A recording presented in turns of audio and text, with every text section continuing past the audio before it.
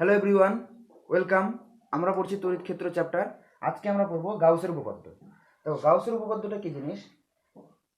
আমরা ইতিমধ্যে ফ্লাক্স কি জিনিস সেটা জেনে গেছি, তাই না?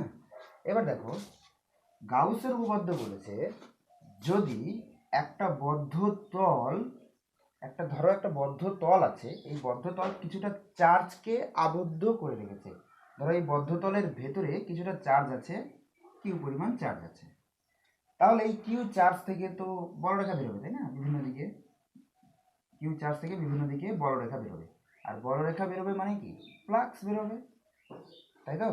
এখানে যদি আমরা একটা তল কল্পনা করি, তাহলে এই তলের মধ্যে দিয়ে কিছুটা ফ্লাক্স বেরোবে। পুরো তলটা কল্পনা করলে পুরো তলটার মধ্য দিয়েই ফ্লাক্স বেরোবে। তাহলে ফ্লাক্স কতটা হবে, ফ্লাক্সের মানটা কি হবে, সেটা বলেছে গাউসের উপপাদ্য। গাউসের উপপাদ্য অনুযায়ী কোনো বদ্ধ তল যে পরিমাণ চার্জকে আবদ্ধ করে রেখেছে, সেই চার্জকে যদি আমরা 1/ε দিয়ে গুণ করি, 1/ε-কে যে পরিমাণ চার্জ আবদ্ধ করে রেখেছে এই বদ্ধ তলটা, সেই চার্জ দিয়ে যদি গুণ করি, তাহলে সেটাই হয়ে যাবে ফ্লাক্স। অর্থাৎ এই বদ্ধ তল দ্বারা টোটাল ফ্লাক্সটা কতটা হয়, বা এই বদ্ধ তলের মধ্য দিয়ে টোটাল কতটা ফ্লাক্স অতিক্রম করলো, সেটা হয়ে যাবে সিম্পলি এর ভিতরে কতটা চার্জ আছে সেই চার্জটাকে যদি আমরা 1/ε দিয়ে গুণ করি। এপসিলনটা কি? এপসিলনটা তড়িৎভেদ্যতা, কোনো মাধ্যমের তড়িৎভেদ্যতা। যদি শূন্য মাধ্যমে হতো তাহলে আমরা এখানে লিখতাম এপসিলন 0, অর্থাৎ শূন্য মাধ্যমে তড়িৎভেদ্যতা। ঠিক আছে, তাহলে এবার আমরা গাউসের উপপাদ্যটার প্রমাণ করব। তাহলে গাউসের উপপাদ্যটা কি? কোনো বদ্ধতলের মধ্য দিয়ে অতিক্রান্ত তড়িৎ ফ্লাক্স বদ্ধ তলটি দ্বারা আবদ্ধ আধানের 1/ε গুণ, কারণ এখানে এই আধানটাকে 1/ε দিয়ে গুণ করা হয়েছে, তাই তো? 1/ε দিয়ে গুণ করা হয়েছে। এইবার যদি এখানে এরকম হতো, এখানে একটা চার্জ না থেকে যদি অনেকগুলো চার্জ থাকতো, ধরো এই বদ্ধতল, এখানে অনেকগুলো চার্জ আছে, Q1, Q2, Q3, Q4, Q5, এরকম ডট ডট ডট অনেকগুলো আছে ধরো। তাহলে প্রত্যেকটা চার্জের জন্যই ফ্লাক্স বেরোবে। তাহলে টোটাল ফ্লাক্স কত হবে? তবে একটা একটা ইন্ডিভিজুয়ালি আলাদা আলাদাভাবে ধরে ক্যালকুলেট করা এখানে অসুবিধা। তাহলে গাউসের উপপাদ্য অনুযায়ী ফ্লাক্স কী হবে? আমরা তো চার্জগুলোকে যোগ করতেই পারি। এখানে Q1, Q2, Q3, Q4 charge আছে, তাহলে টোটাল চার্জগুলোকে যোগ করে দেবো, Q3 প্লাস Q4, এরকম ধরো n সংখ্যক চার্জ আছে, তাহলে Qn চার্জগুলোকে যোগ করা হয়ে গেল।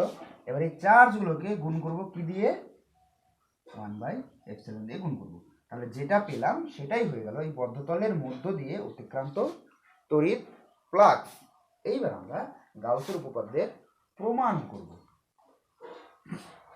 তাহলে এটা গাউসের উপপাদ্য অনুযায়ী আমরা ফ্লাক্স পেলাম। এটা আমরা আবার আগে থেকেই জানি, ফ্লাক্সের সংজ্ঞা অনুযায়ী কি জেনেছিলাম? ফ্লাক্স পাই সমান সমান ই ডট ডিএস ছিল। অতএব এটা সমান সমান আমরা ই ডট ডিএস লিখতে পারি, তাই তো? কারণ এটা সমান সমান আমরা লিখতে পারি ফ্লাক্স পাই সমান ই ডট ডিএস সমান সমান আমরা লিখতে পারি 1/ε ইন্টু বদ্ধতল দ্বারা আবদ্ধ চার্জ। এই সবগুলো চার্জ যোগ করে যদি কিউ হয়, ঠিক আছে, তাহলে কিউ ইন্টু 1/ε হবে।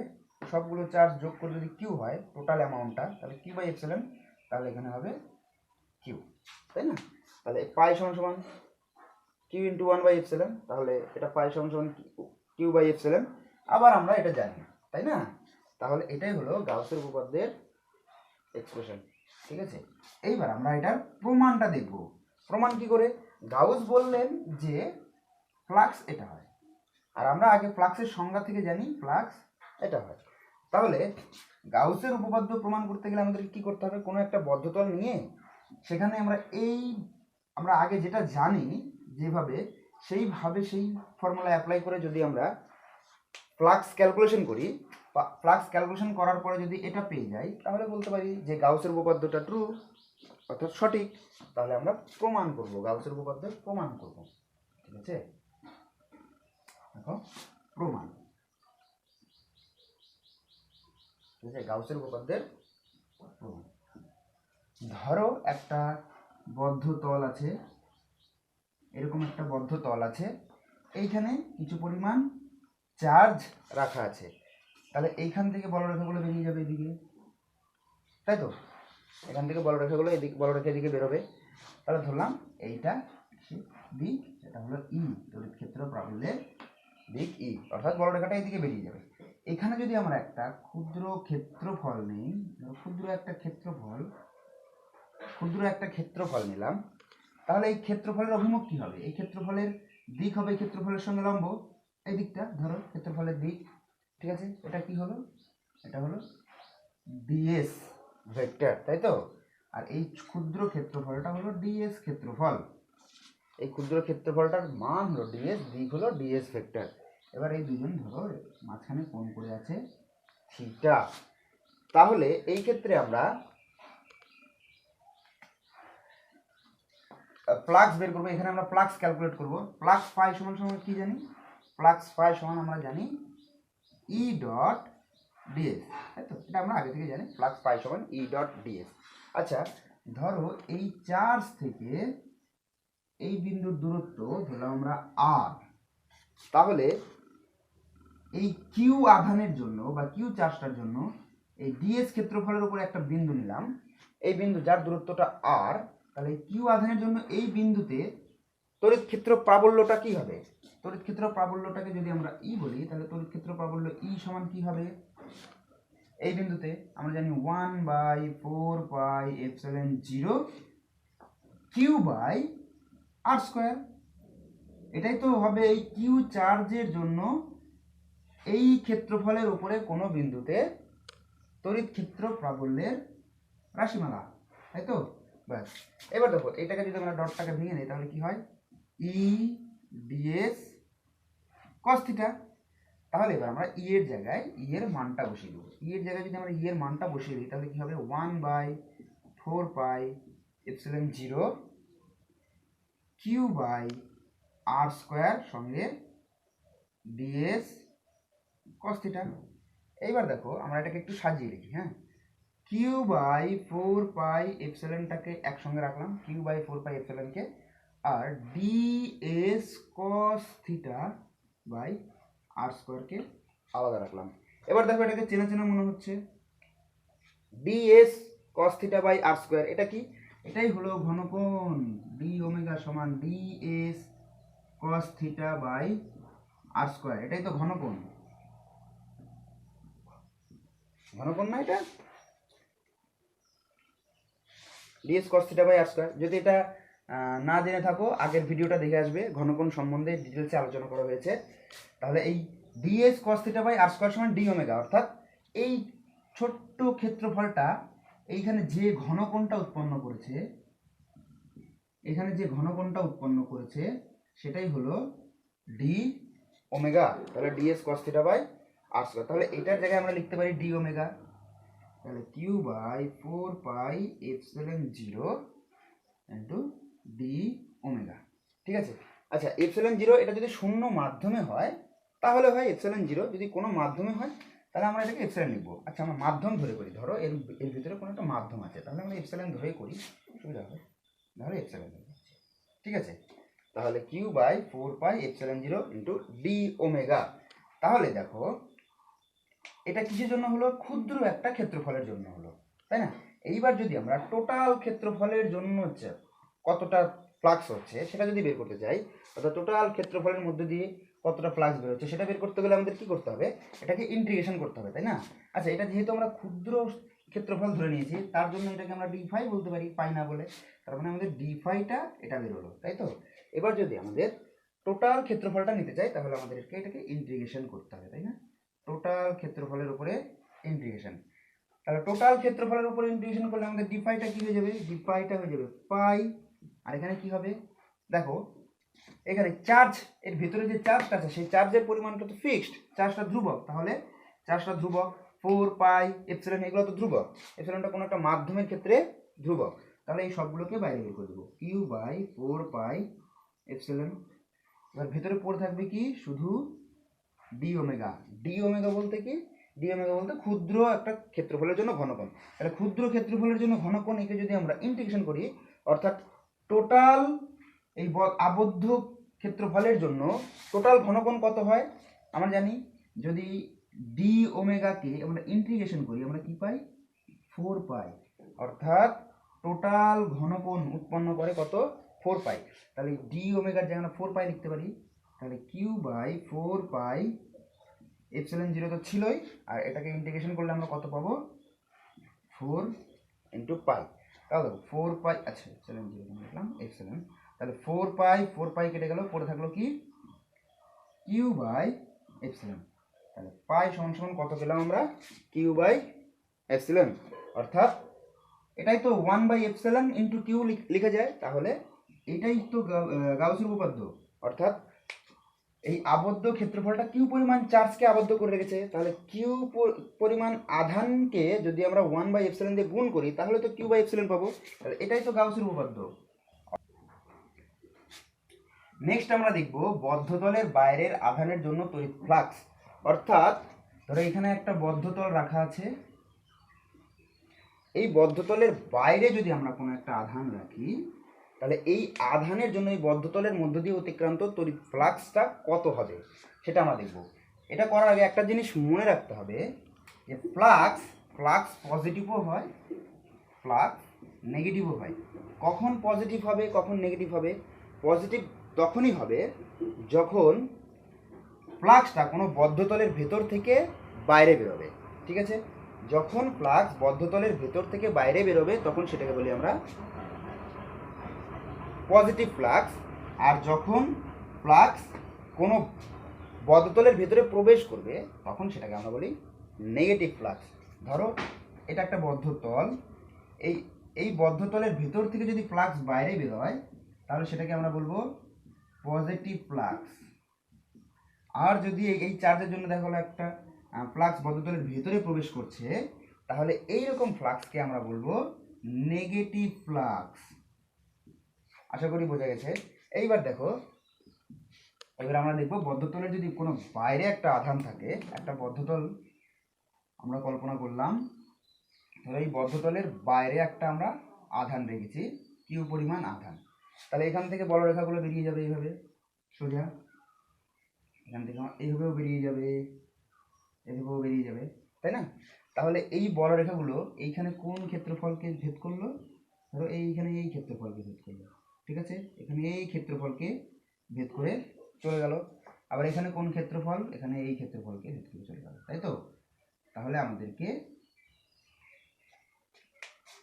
এই ক্ষেত্রফলের ভিতর দিয়েও যেহেতু ফ্লাক্স যাচ্ছে তাহলে এখানেও আমরা একটা ফ্লাক্স ক্যালকুলেট করতে পারবো, এখানেও একটা ফ্লাক্স ক্যালকুলেট করতে পারবো, যেহেতু বলরেখা যাচ্ছে। তাহলে আমরা এই দুই জায়গায় ফ্লাক্স ক্যালকুলেট করি। আচ্ছা দেখো, এই ক্ষেত্রফল আর এই ক্ষেত্রফল নিশ্চয়ই আলাদা হবে, দুটো সেম হবে না।